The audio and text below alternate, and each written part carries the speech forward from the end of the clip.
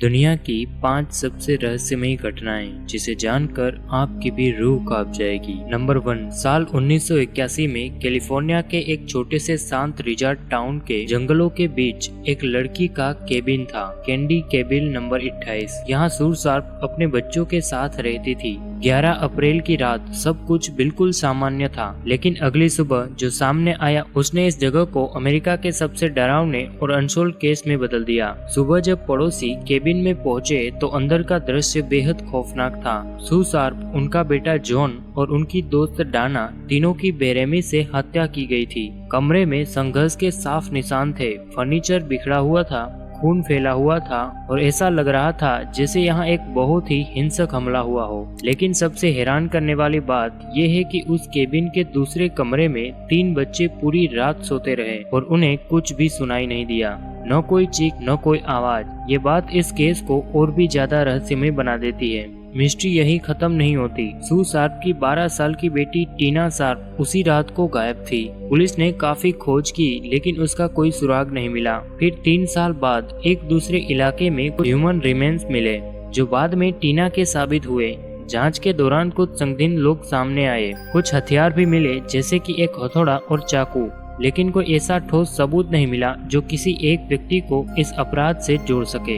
सालों तक कई थ्योरी सामने आई लेकिन सच्चाई कभी सामने नहीं आई। आज भी कैंडी केबल मर्डर्स जिसमें सबूत है, शक है, लेकिन जवाब नहीं। सवाल अब भी वही है कि उस रात उस केबिन में आखिर हुआ क्या था, और सबसे बड़ा सवाल ये है कि कातिल कौन था।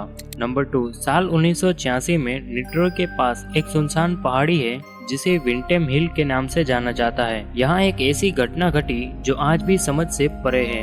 20 अगस्त को कुछ बच्चों ने पहाड़ी पर 2 शव देखे। जब पुलिस वहाँ पहुँची तो नजारा बेहद ही अजीब था, क्योंकि वहाँ 2 आदमी सूट पहने हुए जमीन पर लेटे हुए थे, जिसका नाम था मिंगुल जोजे बियाना और मैनुअल पेरेजरा दरकुज। लेकिन सबसे अजीब चीज थी उनके चेहरे पर रखे हुए लीड से बने मार्क्स, जो आंखों को पूरी तरह ढक रहे थे, जैसे किसी खास मकसद के लिए बनाए गए हो।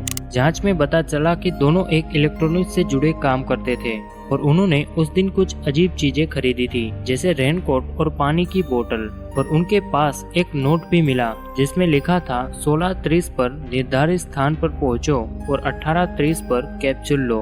प्रभाव के बाद मेंटल्स को प्रोटेक्ट करो और सिग्नल का इंतजार करो। यह नोट किसी कोड या गुप्त प्रयोग की ओर इशारा कर रहा था। सबसे रहस्यमयी बात यह थी कि उनके शरीर पर किसी भी तरह के चोट के निशान नहीं थे। मौत का कारण भी साफ नहीं हो पाया क्योंकि जांच में कोई जहर या हिंसा के सबूत नहीं मिले। सवाल ये उठता है कि वो वहाँ क्यों गए थे, उन्होंने मास्क क्यों पहने थे और उस सिग्नल का मतलब क्या था। कुछ लोगों का मानना है कि वे किसी वैज्ञानिक या पैरानॉर्मल एक्सपेरिमेंट का हिस्सा थे, जबकि कुछ का कहना है कि ये किसी तरह का धोखा या मानसिक प्रभाव हो सकता है। लेकिन सच क्या था ये किसी को नहीं पता। आज लीड मास्क केस एक ऐसी पहेली बन चुका है जिसमें हर सुराग एक नई उलझन पैदा करता है। सवाल अब भी वही है कि क्या वे किसी अनजान ताकत से संपर्क करने की कोशिश कर रहे थे या फिर वो किसी ऐसे खेल में फंस गए थे जिसका अंदाजा उन्हें खुद भी नहीं था।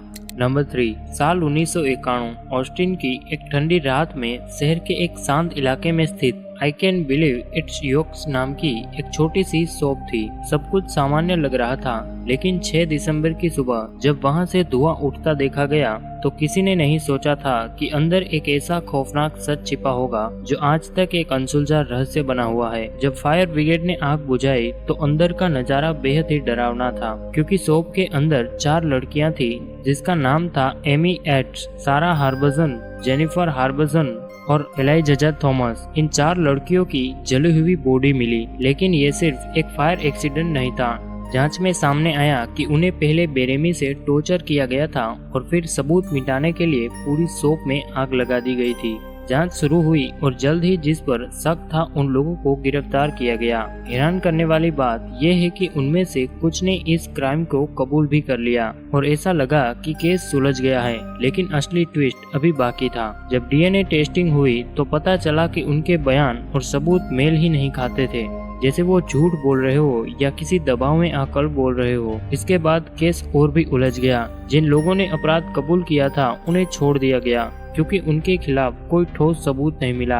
इतने बड़े और क्रूर अपराध के बावजूद पुलिस के पास कोई पक्का जवाब नहीं था कि असली कातिल कौन था। आज भी ये केस योक्ट सोप मर्डर के नाम से जाना जाता है, एक ऐसा अपराध जिसमें 4 जिंदगियां खत्म हो गई, लेकिन सच आज भी अंधेरे में छिपा हुआ है। नंबर 4, साल 1900 में स्टॉकलैंड के बीच समुद्र में एक सुनसान द्वीप था जिसका नाम था फ्लेलन आइल्स, जहां एक अकेला लाइट हाउस खड़ा था। ये लाइट हाउस जहाजों के लिए उम्मीद की आखिरी किरण था और उस लाइट हाउस में 3 कीपर काम करते थे जिसका नाम था जेम्स डुकार्ड, थॉमस मार्शल और डोनाल्ड मैकआर्थर। उनका काम हर रात लाइट को जलाए रखना था।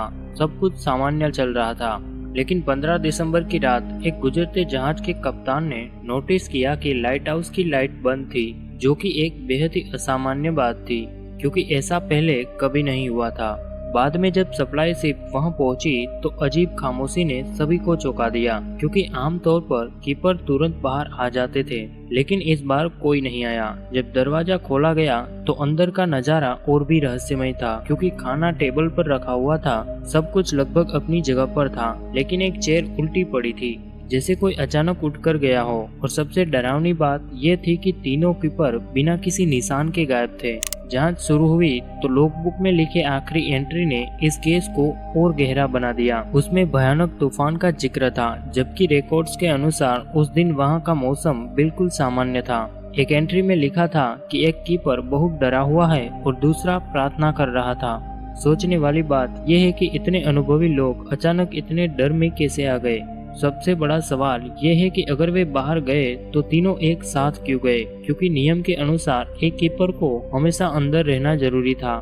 कुछ लोगों का मानना है कि एक विशाल लहर उन्हें बहा ले गई, लेकिन अगर ऐसा हुआ होता तो उनकी बॉडी कभी क्यों नहीं मिली। आज इतने सालों बाद भी ये घटना एक अनसुलझी पहेली बनी हुई है। कोई ठोस जवाब नहीं मिला, सिर्फ सवाल ही सवाल मिले। वो लाइट हाउस आज भी खड़ा है, लेकिन अब वो सिर्फ रास्ता नहीं दिखाता, बल्कि एक ऐसा रहस्य अपने अंदर छुपाए बैठा है जिसे आज तक कोई समझ नहीं पाया। सवाल अब भी वही है कि उस रात फ्लेलन आइल्स में आखिर ऐसा क्या हुआ था। नंबर 5, साल 1978 में कैलिफोर्निया की एक ठंडी रात में 5 दोस्त Jack Menduca, Bill Sterling, Jack Habit और टेड बेहर, ये 5 दोस्त बास्केटबॉल गेम देखकर घर लौट रहे थे। सब कुछ बिल्कुल नॉर्मल था। वो अपने अगले मैच के लिए उत्साहित थे और जल्द ही घर पहुंचने वाले थे, लेकिन उस रात उन्होंने एक ऐसा रास्ता चुना जो उसकी जिंदगी का आखिरी सफर बन गया। अगले दिन जब वे घर नहीं पहुंचे तो सर्च शुरू हुई। कुछ दिन बाद उनकी कार एक सुनसान पहाड़ी इलाके में मिली जो बिल्कुल सही हालत में थी। दरवाजे खुले हुए थे, लेकिन उसमें कोई नहीं था। अजीब बात यह थी कि कार में कोई खराबी भी नहीं थी, पेट्रोल भी था, फिर भी उन्होंने उसे वहीं क्यों छोड़ा, और वो भी एक ऐसी जगह जहां उन्हें होना ही नहीं चाहिए था। मामला और रहस्यमय तब हो गया जब महीनों बाद जंगल के अंदर बर्फ से ढले एक ट्रेलर में टेड बेहर की बॉडी मिली। वो भूख और ठंड से मरा था, जबकि ट्रेलर के अंदर इतना खाना था कि वो महीनों तक जिंदा रह सकता था। ऐसा लग रहा था जैसे उन्होंने उस खाने को छुआ ही नहीं था। पास में ही कुछ और सबूत मिले कि एक के जूते दूसरे ने पहने हुए थे। कुछ दूर पर हड्डियां मिली जो बाकी दोस्तों की मानी गई, लेकिन गैरी मैथियस का आज तक कोई पता नहीं चला, जैसे वह अचानक हवा में ही गायब हो गया हो। सबसे बड़ा सवाल यह है कि वो लोग उस खतरनाक पहाड़ी इलाके में गए ही क्यों थे, जबकि वो उसके रास्ते में था ही नहीं। कुछ लोगों का मानना है कि वो रास्ता भटक गए, लेकिन उसकी हालत और फैसले ये कहानी पूरी तरह समझा नहीं पाते। कुछ थ्योरी ये भी कहती है कि उन्होंने किसी चीज से डरकर अपनी कार छोड़ दी होगी, लेकिन वो क्या था ये आज तक कोई नहीं जानता। आज भी ये केस युवा काउंटिंग फाइल के नाम से जाना जाता है। सवाल अब भी वही है कि क्या ये सिर्फ एक हादसा था या उस रात उसके साथ कुछ ऐसा हुआ जिसे आज तक कोई समझ नहीं पाया। तो दोस्तों, आपका दिल से धन्यवाद क्योंकि आपने ये वीडियो पूरा देखा। अगर आपको हमारा ये वीडियो अच्छा लगा है तो इस वीडियो को लाइक और चैनल को सब्सक्राइब जरूर करें। मिलते हैं एक ऐसी ही डरावनी और मजेदार वीडियो के साथ। तब तक के लिए बाय। जय हिंद।